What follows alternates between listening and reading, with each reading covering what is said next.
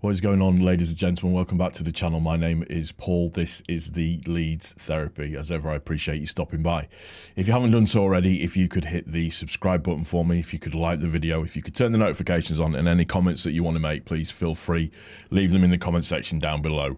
So the first thing we're going to have a little chat about is the press conference and the obvious major story to come out of that press conference, which is going to be the thing that I'm going to focus on really, is largely Ramazani is now going to be out for 4 to 6 weeks with severe ankle ligament damage, but he doesn't require any surgery, which is another blow to us. Said on the evening when the tackle was shown, it was a horrible tackle and deserves a little bit more punishment in my personal opinion. However, sad news, really sad news. He was just starting to find his way. I say find his way. He was starting to solidify that partnership in, you know, that three with Aronson, Nonto and Ramazani, looking like they were seriously being apart. But the one positive, if you like, to take from this situation is that we have 2 players coming back. So not only do we have Dan James back, we have Solomon back as well, which helps ease the burden a little bit. The good thing about this is the 4 to 6 weeks is that it should take us to in and around the international break number 578,004,031 of this season, and just sort of slightly past. So I would expect him to maybe back maybe first, second week after the international break. So with it being ligament damage, I'd probably expect it to be worst case scenario 8 weeks that he might be out, give or take. Best case scenario is that he's back in 4 weeks time and he's rested and done what needs to do. The big thing is that he doesn't need any invasive surgery. That is the one positive that you take out of that as an entire situation overall. So we're happy about that, I guess.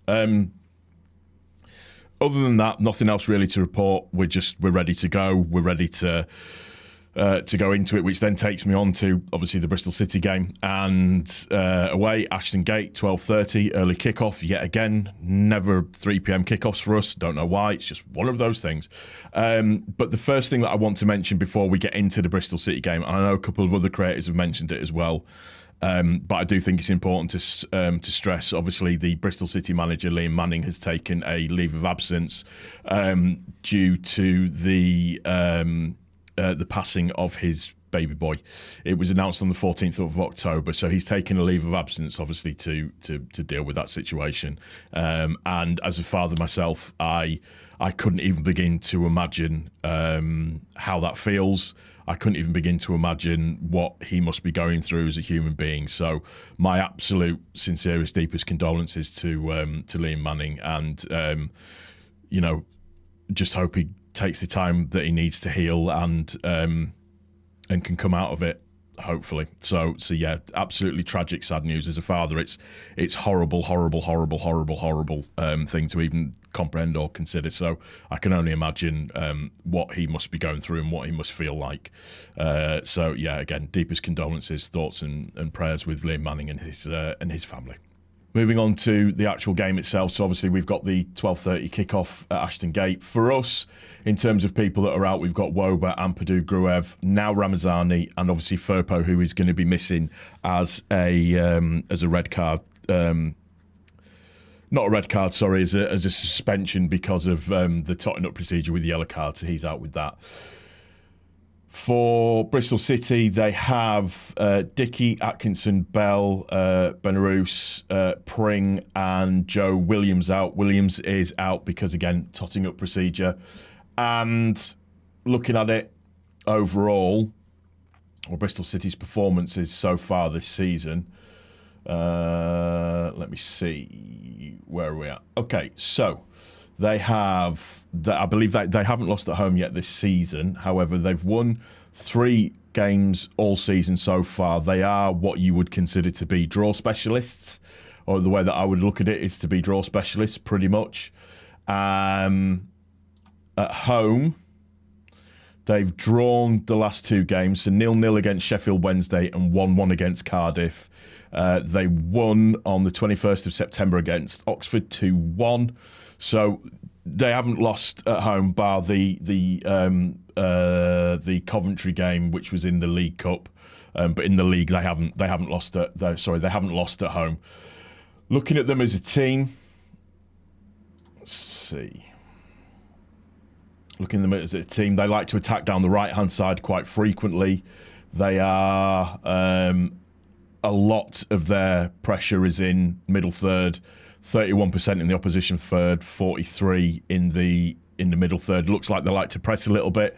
Looks like they do come to play. So it's whether or not that will play into our hands overall. Fingers crossed, it will do. But we are on the cusp of good games in terms of winning. And looking at it, let's just have a quick look-see what the bet predictions are saying. The bet predictions are saying that a 2-0 Leeds away win, which would be interesting. So it was just showing here that Bristol got off to a disastrous start at the Bet365 Stadium Tuesday night, but a 3-minute second half brace from Nahki Wells pulled the Robins level as they salvaged the point. You need to keep Nahki Wells quiet. He's a bit of a haunt for us. Chris Hogg's side are unbeaten in 6 championship matches heading into game week 12, although 4 of their last 5 games results have been draws, so that's something that's important to win. We still are of that we don't... what's the right word? We don't concede chances to other teams very often. So I don't know whether or not this might be a bit of a tight game, but it depends. So obviously leading 2-0 against Watford and then Ramazani going off, but we managed to shore things up, although we won't talk too much about the second half. It was a case of get the jobs done. And it'd be nice to get the 3rd win on the spin for the trip to Ashton Gate, I think. We stand a good chance. When you look at it in terms of top players, their top players, Twine, Knight and Williams, all with averages of about 6.8, apart from Twine, who's standing at about 7. And then for us, it's Nonto, Strauch and Firpo at 7s and above, pretty much. So overall, pleased and happy. We are, goals-wise, we're storing. It's very, very similar overall in terms of the two teams themselves. I would expect us to go and win the game, even though they haven't lost at home yet this season, but we should technically have too much for them. What it depends is how Farker is going to set the team up, and not having Firpo in, is he going to go with Schmidt or is he going to go with Byram? Personally, I think he'll go with Byram overall because of that. Ramazani not being fit and not being there, I think we know what's going to happen. I think he's going to go with Solomon out on the left. And people need to remember that Solomon and Ramazani are 2 different type of attacking players, where Ramazani very much likes to cut in and get involved with the play. Solomon is very much a player who will stick out on the left-hand side and chalk on his boots and run up and down the wing. That's what he'll do, and he'll take people on. A few people said he wasn't very good on Tuesday night. I agree to an extent, but you've got to remember he's been out for a little while, so it's not that deep. And it's just that he's lacking that match sharpness, not necessarily fitness, just match sharpness. I think he might start Joseph as well. I have a slight sneaking suspicion that he might start Joseph. So we should technically have too much for them, but we need to give them the respect that they're due. They are a decent side. They haven't lost at home yet this season, as I said, so hopefully we can be the first ones to go and do that. So let's have a quick look at any other stats or bits and pieces that are on there. So looking at Bristol City's strengths, just as a point of view, coming back from losing positions, they are good at doing that, creating scoring chances and attacking down the wings. Their weaknesses, finishing scoring chances, defending against skillful players, Nonto, defending against counter-attacks. We are good at counter-attacks, which is nice. Their style of play, they like to control the game in the opposition half, attacking down the right, consistent first 11, and they're non-aggressive, which is a nice thing because it would be nice not to have the similar thing that we had to Watford, which is getting lumps kicked out of us. But on a finishing note, I think we do stand a good chance of getting the 3 points and march on and continue. For me now, it's about just getting the points on the board and keeping in touch with the actual, with everybody else and making sure that we don't drop off at any way and just keeping that consistency of points churning over, which is what we need to do. That's going to do it for this one. I feel like it's been a bit rushed and probably not my best quality, so apologies about that.